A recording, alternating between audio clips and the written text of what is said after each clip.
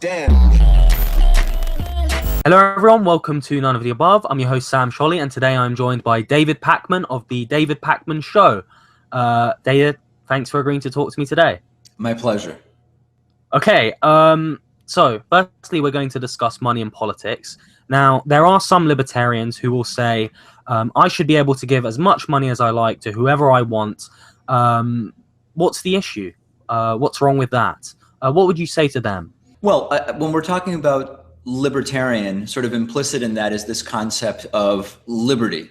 And whenever you talk about liberty or freedom, you have to talk about not only the freedom to do something, but freedom from something. And when we talk about, for example, here in the United States, religious freedom, very often those advocating for what they see as their own religious freedom are sort of implying in the solutions that they suggest that others might have lack of freedom from religion. And I think a similar analogy exists when we talk about politics and donations, and the idea that if what we believe is that every person gets one vote, and that vote, that individual should have sort of equal impact on the results of an election, you're drastically skewing that freedom to be a full participant in democracy to the extent that you believe we have one, rather than an oligarchy or a kleptocracy or some of the other terms that are now being used in the US.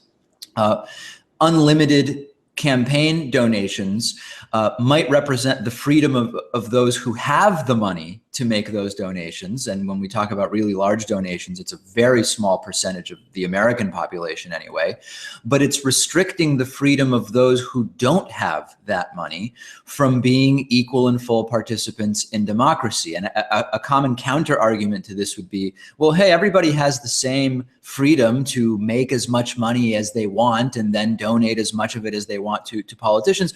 The statistics and studies don't bear that out, right? Income mobility in the United States, a recent study said it's half of that in Canada, for example. The ability to move from lower class up.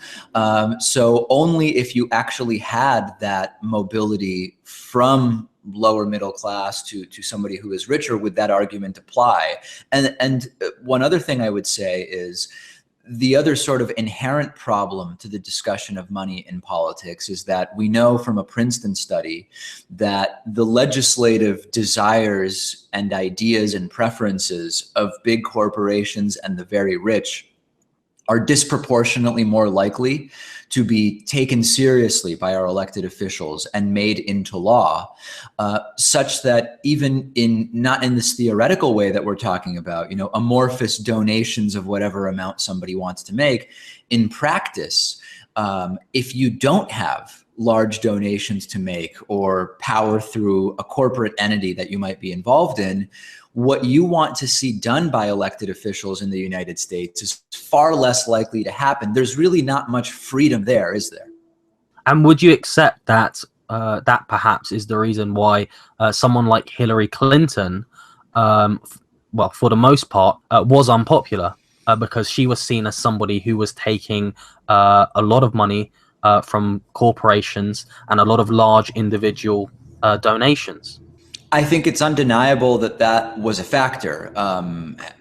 However, one of the sort of calling cards of Bernie Sanders' campaign in the Democratic primary was that he's raising money from primarily small donations and individual donors.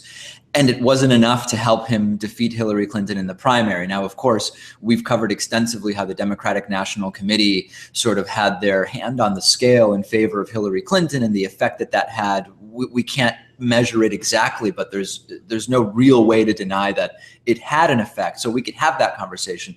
But I don't think that alone was the reason that Hillary Clinton didn't ultimately defeat Donald Trump. And that's sort of a large other conversation. You're sort of getting at the systemic problem that exists also, which is the people who are in power because of the system that currently exists with regard to money in politics. So their incentive to change that system is going to be limited. So what's the best and most effective way to at least limit the influence it's having? Yeah, I mean, Citizens United has been a disaster, and that's something that should be looked at, and we should look at overturning that. We should also look at ranked choice voting or instant runoff voting, which it doesn't directly impact the system of what's legal in terms of donations, but it does create a better framework where voters might be more willing to vote for a third party candidate without the fear that they would end up helping the candidate that's further from their political ideology. And the state of Maine passed this after the November 8th election here. And I think ranked choice voting, if we are going to try to start to take down the two-party duopoly that exists, I'm convinced that ranked choice or instant runoff voting is going to be a big part of that. What about a cap on the amount that individual people can donate to politicians? Sure. And there are some caps. And again, this is one of those areas where if you really have a lot of money, there are mechanisms that exist that allow you to donate much more than what the on paper cap is for one cycle or to one candidate. But, ostensibly some of these caps do exist. But I agree with you that, fundamentally what's at odds with those limits is this concept that money is speech. And this relates to Citizens United. And of course, it's a Supreme Court situation. We're talking about free speech.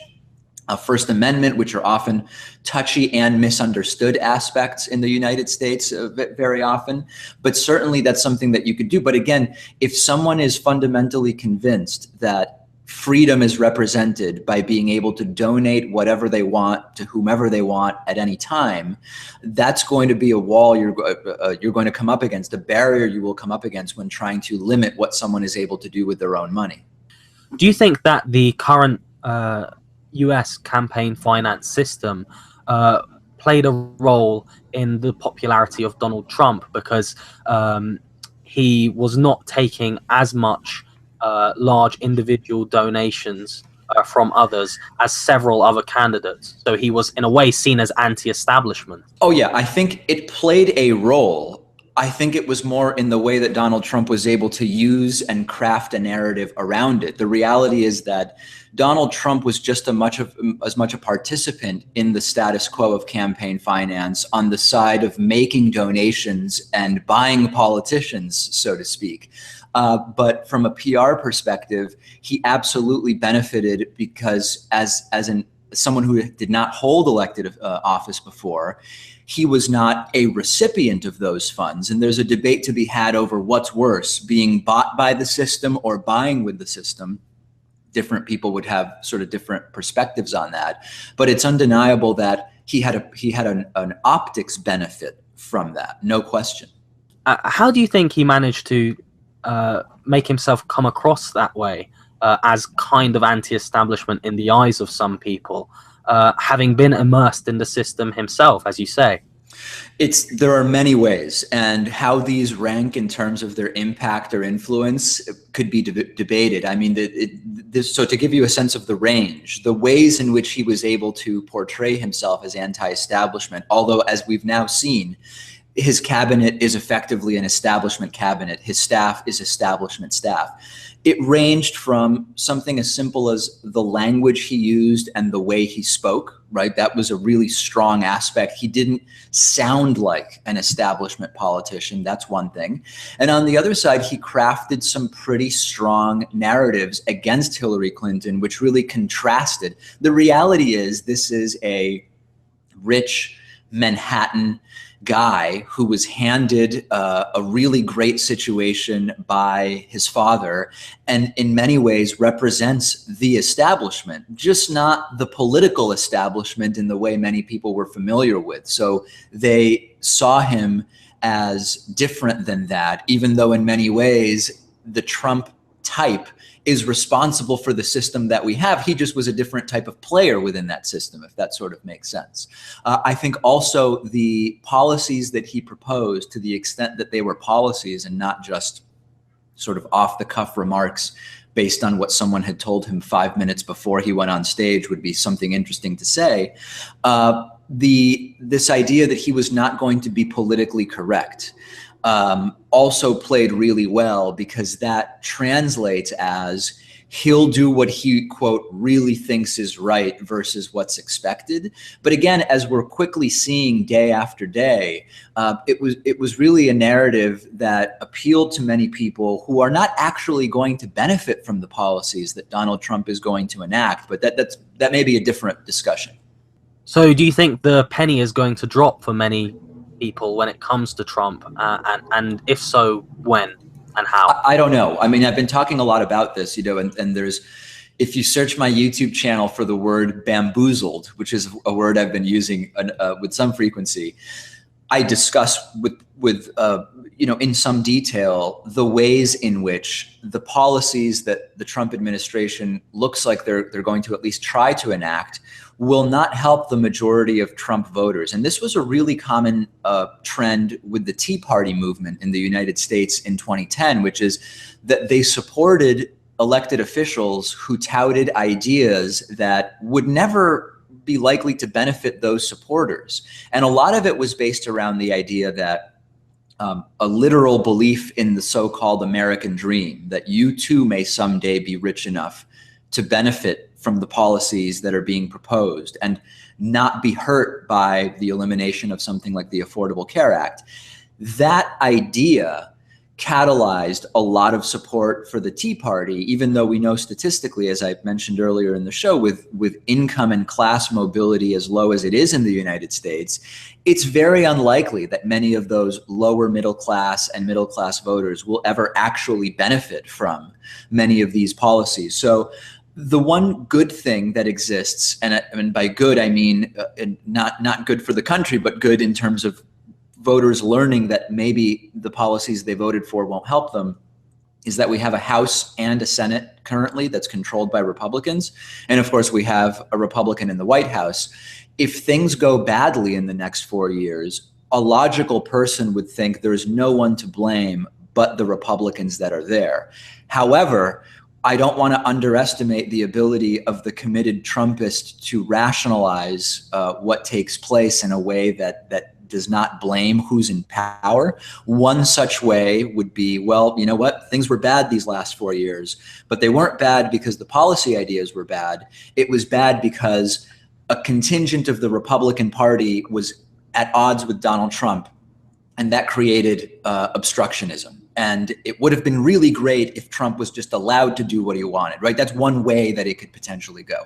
Another way it could potentially go is Trump's ideas really are the right and great ideas. The reason things didn't improve for me is because of the, quote, mess that was left over by President Barack Obama, right? That's another way that lack of progress or of flourishing under Trump might be explained away. And, there's a long list of these that I could come up with, but I think you get the sort of idea. Let's talk about the political left in the US, the mainstream political left. How do you think the mainstream political left in the US can best convince Trump voters to their side? Yeah, so there's sort of two ways to approach this. One way is it's not worth trying to convince them, and that simply by working on voter turnout, the American left doesn't need to convince anybody. We know that if voter turnout had been higher, it was embarrassingly low on November 8th here, that Donald Trump just wouldn't have won, right? I mean, ultimately he won because of 77,000 votes across 3 key states. A very small increase in Democratic voter turnout would have prevented Donald Trump from winning the election. So there's one perspective, which is the American left shouldn't try to convince Trumpists of anything. It might be possible to convince some of them that this was a bad idea, but it's way more work to do that than to work on voter turnout. Okay, so that's one perspective. The other side of this is, and I've talked about this quite a bit, is it's really important right now for the American left not to become fragmented. And there was this sort of reflexive and understandable blame game that started taking place. I think November 9th might be late. It was probably by about 10 p.m. Eastern on November 8th that it started happening, when it became clear that things were not going Hillary Clinton's way, of saying, well, who's to blame? Jill Stein is to blame. Or, for example, the Democratic National Committee is to blame, or identity politics is to blame. corporate Democrats are to blame, so-called social justice warriors are to blame, etc. I think that that is something that before we even think about convincing Trump voters of X, Y, or Z, it needs to be really clear what the narrative and platform needs to be of the Democratic Party. And as someone like me who isn't a Democrat, I've never been a Democrat or a Republican, I'm unregistered in the state of Massachusetts where I live, you're not independent, you're just unregistered.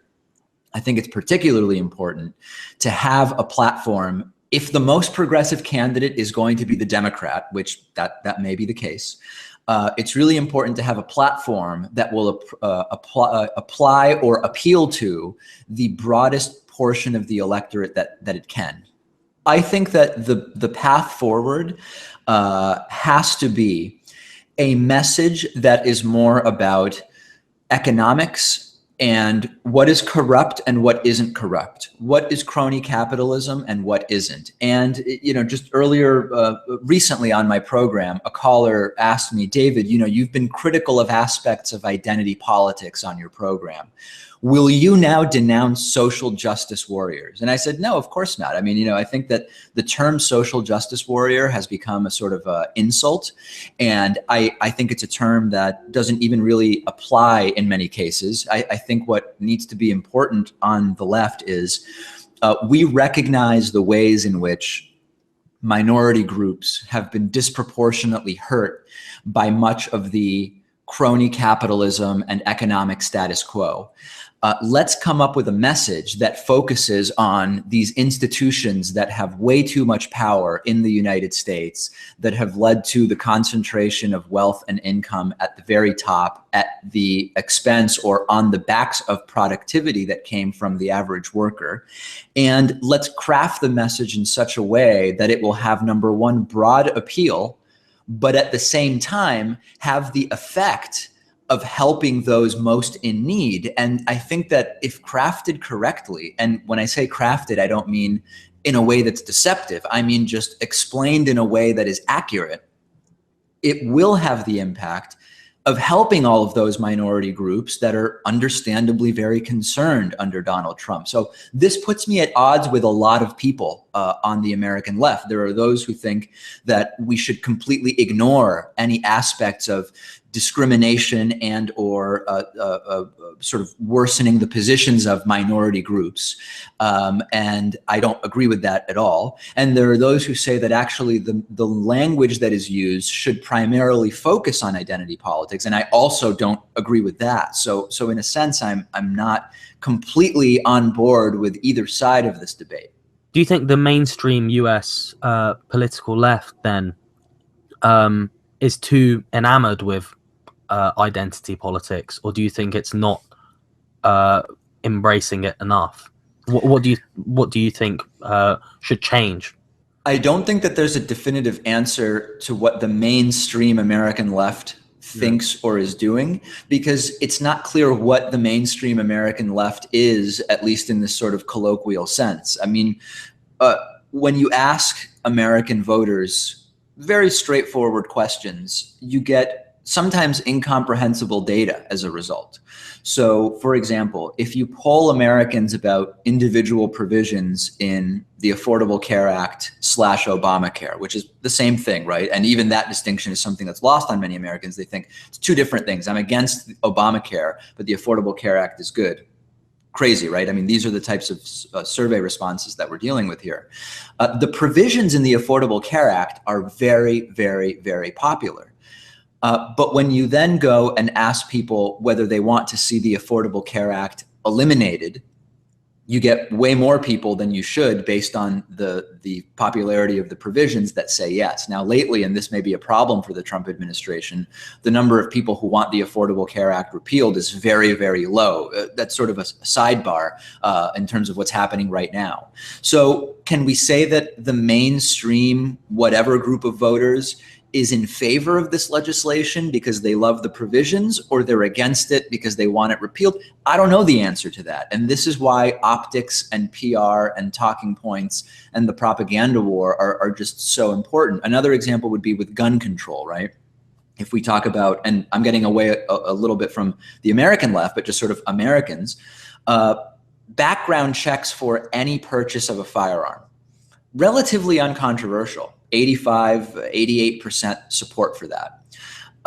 If we had an actual accurate representation by our elected officials of public opinion of that, we would have passed universal and total background checks for firearm purchases a while ago, but it's not happening. And that's because of a lot of the PR around restrictions on guns. So these are just some of the ways in which I think it's really difficult to say, here's what the quote mainstream American left thinks, and thus we should do X, Y, or Z.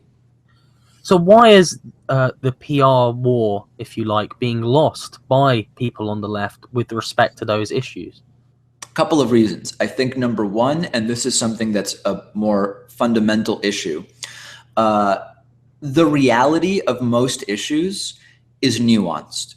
And by its very nature, we have sort of two elements that have a sort of bias towards what end up being right-wing positions on issues. Number one is there's a sort of bias towards simplicity.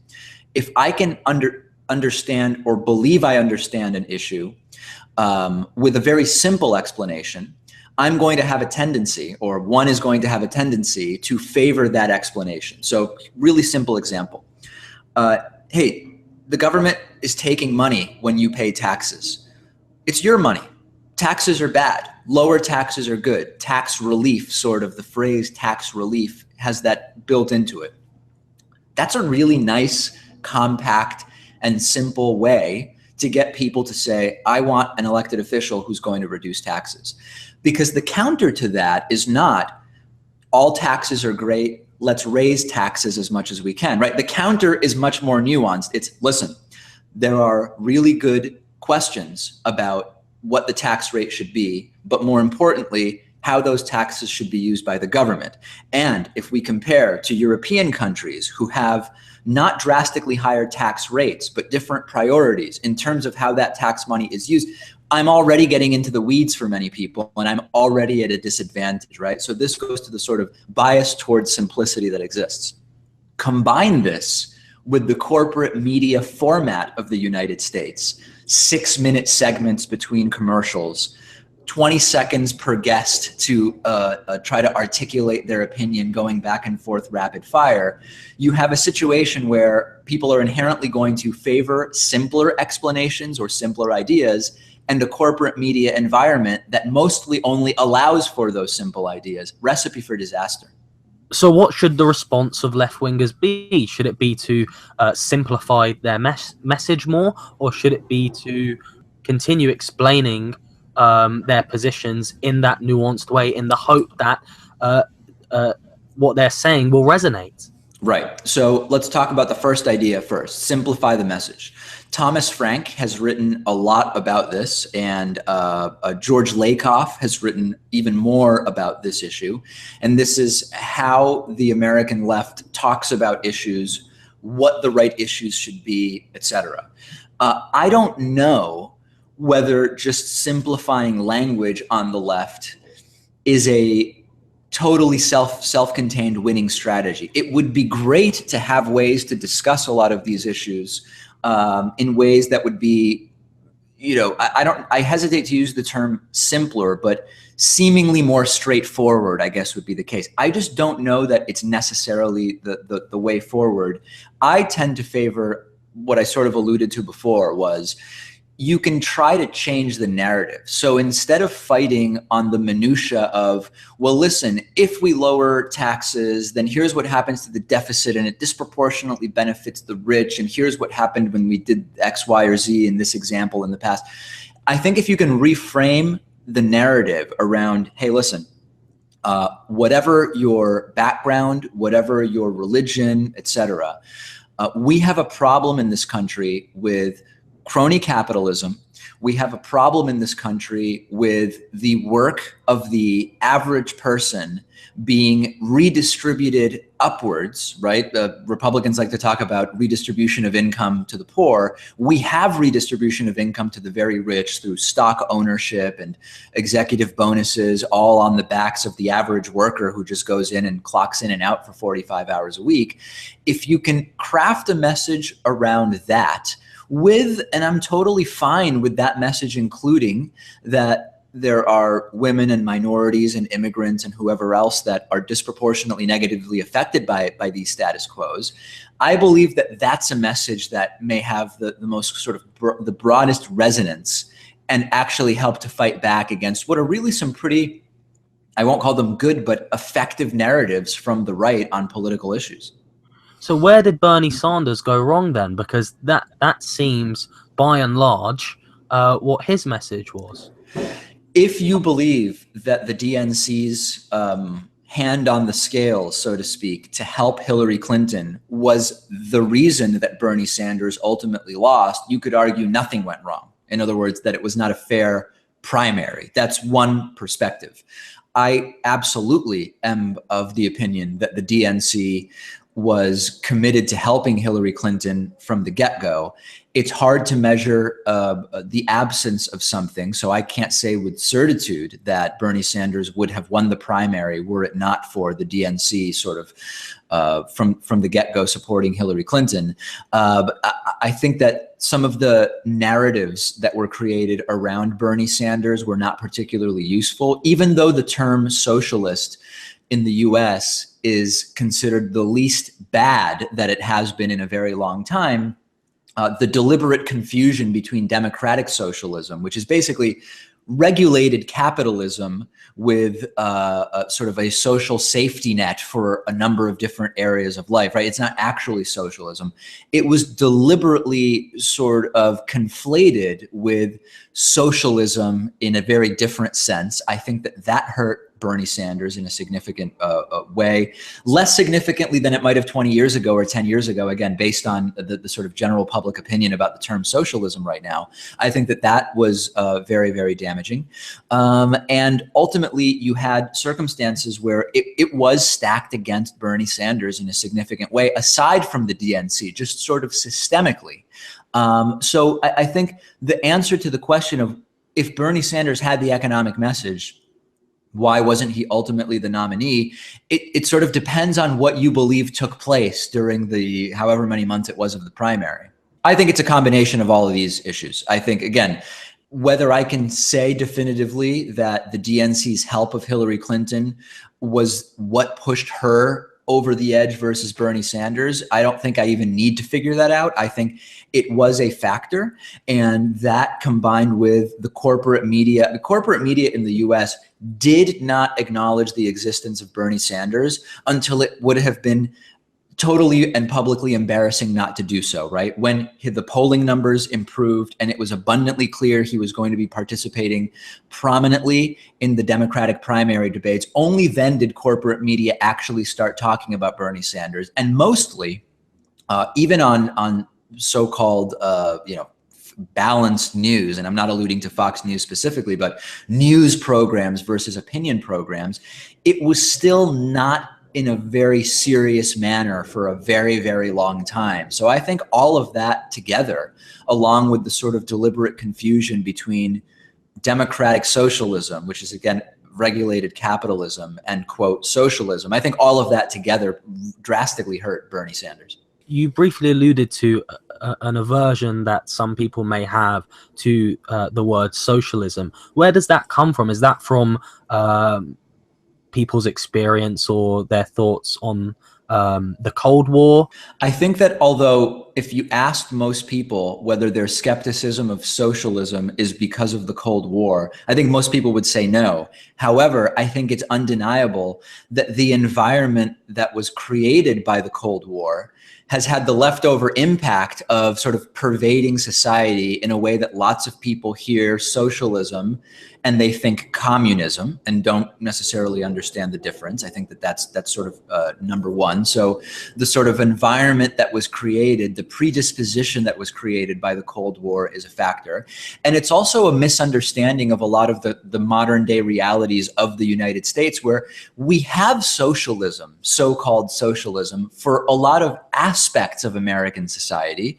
And a lot of those aspects work pretty well. And again, what that really gets us to is we're talking about democratic socialism when we talk about using tax money to fund healthcare for everybody, or using tax money to make it so that more people can afford to go to college, etc.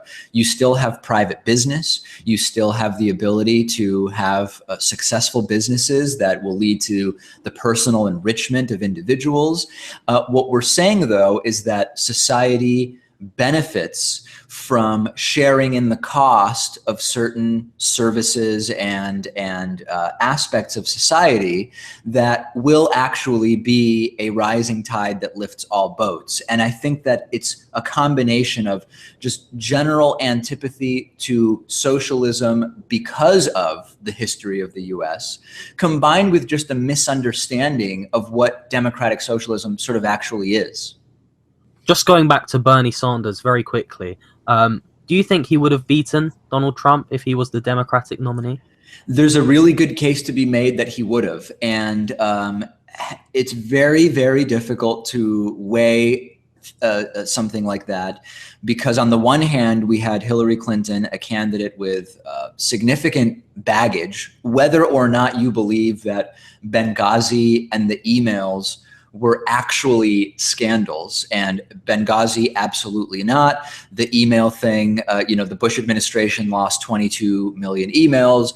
Colin Powell, Secretary of State, used a private email server. We found out that up until a few days ago here in the US, Steve Bannon and Kellyanne Conway and others involved with the Trump administration were also maintaining private emails through the Republican National Committee.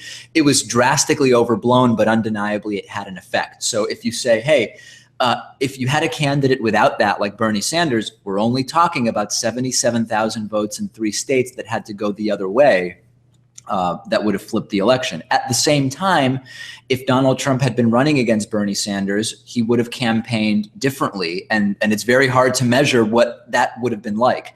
I think someone who says that the Democrats would have had as good a shot against Trump with Bernie Sanders than Hillary Clinton are probably right. Finally, you talked about left-wingers in the US needing to improve the message they present to people and their PR campaign. Do you think that that sort of change is achievable from within the Democratic Party? It really depends on whether there's a sort of recognition of what went wrong and the ways in which some strategic elements of the Democratic Party don't work. And to sort of go back to the identity politics example, you can be, in the way that I am, incredibly cognizant and concerned about the ways in which different minority groups are disproportionately hurt by the status quo of American politics and our economic system, etc. And recognize that the sort of concentrated focus or attempt to appeal to people based on identity is not a winning strategy, right? That's sort of where I am. Once you recognize that, you have to sort of make a decision about the direction that you want to go in. So is it possible that the Democratic Party makes these decisions and goes in a direction of having an economic message that encompasses the concerns of these minority identity groups, several groups of which I'm a member, right? I mean, I'm an immigrant from South America to the United States. I'm a minority in that I'm also a Jewish, a religious minority, although I consider myself more sort of culturally Jewish. I'm not a religious person in any way. So I understand those concerns, but I also recognize that it may be difficult for me to bring in others into my way of thinking if I only focus on my identity as a Jewish person or as a South American immigrant who learned English as a second language or whatever. I can imagine, though, making really good partnerships with people of different identities by saying, hey, I'm really concerned about the economic situation, the kleptocracy that we have, et cetera, et cetera. And that still, if dealt with, is going to improve the situation for immigrants from South America, religious minorities, whatever the case may be. So taking my example, I think the Democratic Party could also look at that and say, here's how we have to craft a message. I don't know how, the Democratic Party, like the Republican Party, these are huge, huge institutions. How quickly can they really move, right? We're already only 10 months away from the beginning of the 2018 midterm election cycle, where a third of our senators and all members of the House of Representatives will be up for re-election. How quickly can such a strategy be put together? I don't know. I hope pretty quickly. There are people who, generally speaking, consider left-wingers to be overbearing or too PC. Is there something to that? And does that need to be fixed? Well, so the PC thing, political correctness, is a sort of double-edged sword. I have been critical of what I describe as overbearing, difficult word to say today, political correctness, to the extent that it exists, and I've given some examples of that. However, by and large, critics of political correctness are just upset that there's something they can't say anymore that they would like to be saying. And this is why one of the first questions I'll ask someone who says, hey, you know what? And in fact, I had callers to my show who said, I voted for Trump because he's against political correctness. And my question is, what is there that you would like to be able to say or do that you feel you can't because of the supposed overbearing political correctness that exists? And very quickly, you will get to one of two responses to that question. One, there will be a realization of, it's a good point. Actually, there's really nothing that I wish I could say that I feel I can't because of overbearing political correctness. I guess it's not an issue. Or two, you will get to someone who says, hey, you know what? I'd really like to be referring to Jews, Hispanics, blacks, gay people with X word, and I feel like I can't. So I think that that's a good question as a starting point to anybody who sees so-called overbearing political correctness as a problem. I've been a critic of the safe space mentality that's taking place in some aspects of American culture, some universities, et cetera. But I also am careful not to overblow the extent to which that's a problem. And again, I think that it's a problem in the sense that identity politics is a problem within the American left. It's a problem that exists in some areas. It's not the problem. And I think it's important to maintain some sense of balance in terms of what we want to focus on. But it's been a problem for you to some degree, hasn't it? Because recently, I think yesterday even, there were people from the political left, big commentators, who criticized you and who some may consider to have been overbearing in that criticism for simply interviewing and being critical of Richard Spencer. Isn't that an example of something people should be rightfully concerned about? I don't know that that's an example of political correctness. I mean, the critiques of my interview with this alt-right, self-described white nationalist leader, Richard Spencer, the critiques were not coming from what I would consider a political correctness perspective. They were, this is not someone who deserves to be given any airtime. And it's just sort of a fundamental difference of philosophy. I mean, I've interviewed, I don't know if it's 30, 40, or 50 so-called extremists of different kinds. And my perspective is, I'm not saying, hey, take an hour of my show and just parrot your propaganda in a context that suggests I support you or agree with you. The context is, I am a progressive. I am completely and clearly against many of the ideas of the people that I interview. And the context will be, how did someone get to believe what it is that they believe? Let's explore how that is. Now, there are people, and this is a legitimate debate, even in what I consider to be sensible communities.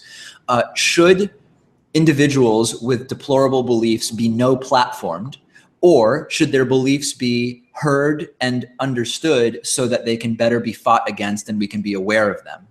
I obviously take the latter approach, and it's not illegitimate to take the first approach. I think there are some pragmatic issues with it. Number one, where do you draw the line, right? So if it's not allowable to interview a white nationalist, what about somebody who's anti-gay? I find anti-gay beliefs to be completely deplorable, but for a long time, and it still is, but obviously we've had changing legislation here in the US, it was an issue that was on the forefront, and I believed it to be important to figure out, well, where does homophobia come from? What are these beliefs rooted in? And I think you really get into a problem of, well, if I find someone who has 90% beliefs I agree with and 10% beliefs that I find deplorable, are they also not supposed to be interviewed? I just think it's a dangerous path to go down. Okay. David, thank you. My pleasure. So I read that and tremble, because that's a description of what a human being is like. You know, you think it was the Nazis, you think it was the Soviets. That's rubbish. It was you. And if you don't understand that, then you're weak and uninformed and dangerous.